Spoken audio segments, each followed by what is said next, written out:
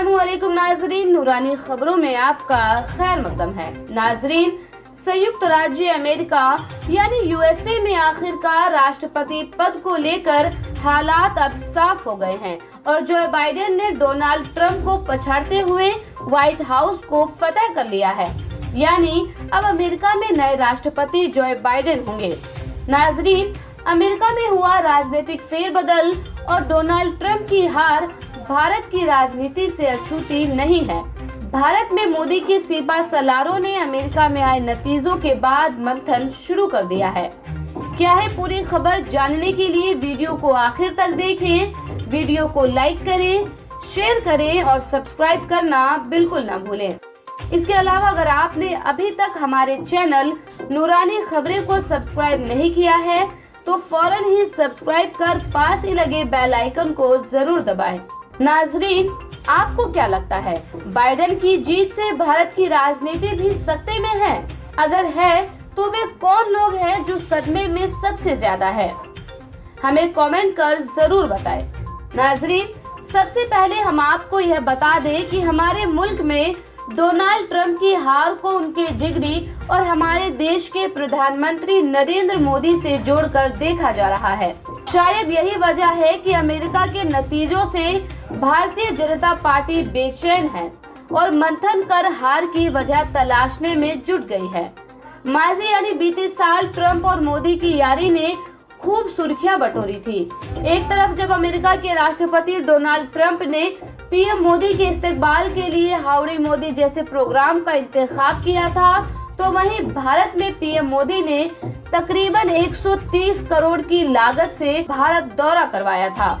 इसके अलावा भी डोनाल्ड ट्रंप की चुनावी रणनीतियों से प्रभावित होकर पीएम मोदी ने उन्हीं रणनीतियों को 2019 लोकसभा चुनाव के लिए इस्तेमाल किया था। नाजरीन, हाउडी मोदी के दौरान भी नरेंद्र मोदी और अमेरिकी राष्ट्रपति डोनाल्ड ट्रंप के बीच अलग तरह की केमिस्ट्री नजर आई थी।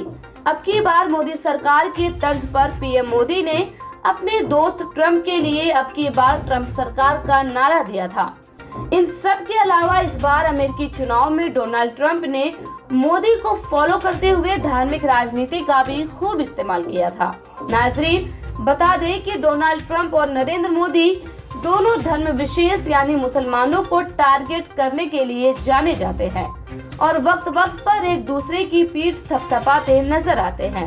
भारतीय प्रधानमंत्री नरेंद्र मोदी ने तमाम चुनाव में हिंदू मुस्लिम और मंदिर मस्जिद के मुद्दे को प्राथमिकता दी। वहीं अमेरिकी राष्ट्रपति डोनाल्ड ट्रंप भी इसी नक्शे कदम पर चलते देखे गए थे। अपने पूरे कार्यकाल में वे मुसलमानों के खिलाफ दिखे, लेकिन ऐन चुनाव से पहले वे इसराइल के साथ समझौते और मस्जिद अक्सा में नमाज की इजाजत जैसे हथकंडे से मुसलमानों को रिझाते नजर आए। जैसे पीएम मोदी ने 3 तलाक और सिविल कोड जैसे कानूनों के तहत मुसलमानों को रिझाने की कोशिश की थी।